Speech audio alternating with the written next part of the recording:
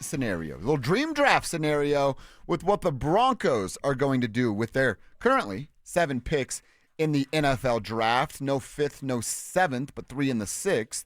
That gets them to number 7 there. And it's at denversports.com. He'll also at denversports.com on Thursday, right? Thursday morning, yeah. Have the full first round mock for the Broncos and, of course, all 32 teams there, which will be all over coming up on Thursday. But, Cease, I want to go over your names.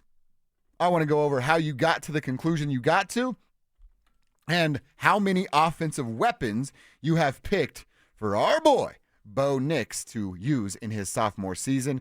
Round 1, number 20 overall, you go.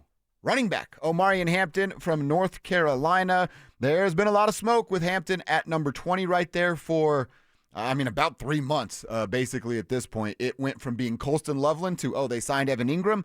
Now everybody believes that the Broncos will draft Omarion Hampton. Yeah. You're confident he'll be on the board still at 20. He should be on the board by that point. We'll see where Ashton Jeanty falls. And by the way, full disclosure, in my dream mock draft for the Broncos, I say my dream is moving up. My dream is moving up into the top 10. The Saints seem to be out on Shedeur Sanders at 9. That's a great spot. You get right in front of Chicago at 10. The Raiders, we don't know if they're lying or not about their interest in the Boise State running back. So that's my dream. But just in a realistic dream, I guess you would say, Omarion Hampton at 20 is that call. And Trevion Henderson at 20 also is a possibility. But I got with Hampton, the larger back, the more violent back there as well. Henderson, great in pass protection. Get this, Kev, cover your ears. The Commanders want him. I believe Trevion Henderson will be a first-round pick, and it might be to the Washington Commanders. Oh, that's not good. That's not good for the rest of the NFL. You give Jaden Daniels a great weapon to work with. Mm-hmm. That makes me worried and sad all at the same time. All right, so Omarion Hampton there at number 20. We get into round 2, number 51 overall. You've talked about it, man, and both of us have said Broncos fans need to be prepared even at 20 that there will be a defensive tackle coming to Colorado, and you have it in round 2, number 51 overall. Tyreek, is that it? Williams? Tyreek, yep. From Ohio State, a big fella at number 51. What role would Williams be playing? Yeah, right now, rotational, almost defensive pass rusher from the middle. Really, when you look at his freakish ability, he's got a couple of moves. He's got a rip and a swim, which most guys have, but he understands how to stack moves, which means first one doesn't work, immediately go to the second move. Tyreek Williams is also a freak. And when you get to this point, you have others. If you take Kenneth Grant from Michigan at 20, that's perfectly fine, perfectly cromulent for you Simpson fans out there. But he's a 2-down run stuffer. Tyreek Williams has the ability to be a 3-down player eventually, not this year. This year, it's a rotational player where he gets off the line of scrimmage really quickly, gets into those moves fast, and he's kind of unblockable when it comes to middle pressure. And what makes all quarterbacks look mortal? Middle pressure. So Tyreek Williams, kind of a freak athlete you take a chance on to develop those skills that he's already shown in a limited role. He can play 3 technique. He can play 0 technique. I even don't mind him at the 5 technique, a little bit further outside. So I like him because of that freakish athletic ability and the strength in the middle of the defensive line. And, man, the more and more I think about this and their positioning with interior defensive linemen, I am now at the point where I just don't believe it's possible for them to pay Zach, John, and Malcolm all in one offseason. They won't. What's pending with Bo and what's pending with other offensive playmakers. Right. Yeah, you're right. They just won't do it because that's not a good formula for success long term to pay 3 interior defensive linemen. You could pay multiple edge guys, but you can't pay multiple interior defensive linemen. I see what you're doing. You're saying pay Nick Benito. That's right. Don't pay JFM or Malcolm Roach. And I like those guys. It's really Zach Allen, the one you're looking at getting paid, but he also wants $25 million a year. I can't blame him. I can't blame him. He's worth it, right? Same thing with Cortland Sutton. If that's what the market is, that's what you should probably get for yourself. You wanted Sutton on a bargain. Now you're like, I'm not pay saying the man. It's my money. I'm not saying I'm giving him $25 million, but that's the market. All right, round 3, pick number 85. You've said it multiple times. You're looking at tight end and running back a couple of different times in this draft, and you've landed a tight end here with Terrence Ferguson from Oregon at number 85 overall. What role would this guy have as a rookie? Yeah, what role he would have as a borderline starter. Wow. I mean, splitting time with Evan Ingram. Evan Ingram is not the same player that he used to be. He's a huge upgrade for the Broncos. He's a great free agent addition. I believe he'll stay healthy. You got Bo Lowry. You got the king over there at Broncos Park, powered by Common Spirit. So you're good there in terms of keeping these veterans healthy, like an Evan Ingram. But get a young guy to kind of put in the spot for the future there with Ferguson, who can contribute now as your seam ripper, as the deep speed guy down the middle of the field. Now you've got speed on the outside with Marvin Mims. You've got speed in the middle with Terrence Ferguson. You got Cortland Sutton doing his thing on jump balls.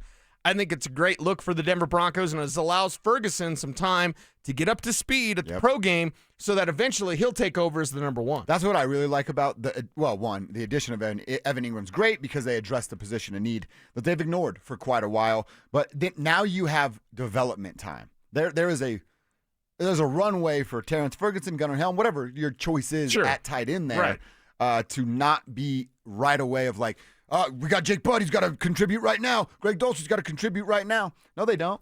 They can take a year and a half, like it's kind of been with some of these pass catchers, to really make an impact. So I really, really like that pick at number 85. At number 122, this is the 4th round pick of the Denver Broncos. You've talked about him, and you like him. Cornerback at round 4, Kobe Bryant from Kansas comes in here to compete with Riley Moss, be an insurance plan for Riley Moss? Maybe insurance plan. I think that's the best way to put it. And since this is a dream scenario, it's a dream if Ferguson lasts till the 3rd. It's a dream if Kobe lasts till the 4th. Okay. You never know, especially where the Broncos are positioned right now. So Kobe Bryant, saw him at the Shrine Bowl, a slender player. Imagine Aqib Talib-like. He's not one-for-one Aqib Talib, right? Or else he'd be a first-round pick. But Kobe Bryant is out there. He doesn't back down from any sort of challenge. Now, he's a little bit slender, but again, if we talk about Bo Lowry and keeping these guys healthy, we also have to talk about the strength and conditioning with that side of it as well, with Bo Lowry and company at the Broncos facility, because I always say you can add 10 pounds of muscle. I stood next to Kobe Bryant in Dallas, and I was like, okay, his frame can hold another 10 pounds of muscle. Throw another 10 pounds of muscle on him. Now he is a starting option. So as a rookie, kind of an insurance policy, he backs down from no challenge, and I love that from a corner position. They will take a defensive tackle with one of their first 2 picks, and they will take a corner in this draft. We all love Riley Moss. They love Riley Moss. You got to have an insurance policy. A corner's being selected in this draft. And you've mentioned that Chris Abrams-Drain is more of an inside guy. He's a slot so guy. It's not a direct plug and play. No, not at all. Riley Moss. Mm-hmm. All right, so we go to round 6 because they do not own a 5th round pick. They do, however, have 3 in the 6th round. We start at pick 191. You've got your second running back here, Cease Taj Brooks from Texas Tech. What kind of running back is Taj? Taj is huge and a great receiver out of the backfield. Again, saw him in Dallas at the Shrine Bowl. Wasn't impressed, but it's practice. We talk about practice. What can you take away from a running back? Not really much. You can take away movement. He played in that air raid offense for Texas Tech, so you know he knows how to get open. He knows how to catch, and he's got some size to him. Powerful runner, a powerful stride, and a lot of intent. He doesn't waste motion. I don't like guys that dance a whole lot. Yeah. Brooks is more of a straightforward, like see it, run through it type of guy with that receiving ability. As a 6th rounder, I love adding him to the room. We love Javonte Williams because he didn't dance. He just put his head down and ran fools over. Right. And then what he turned into? A dancer.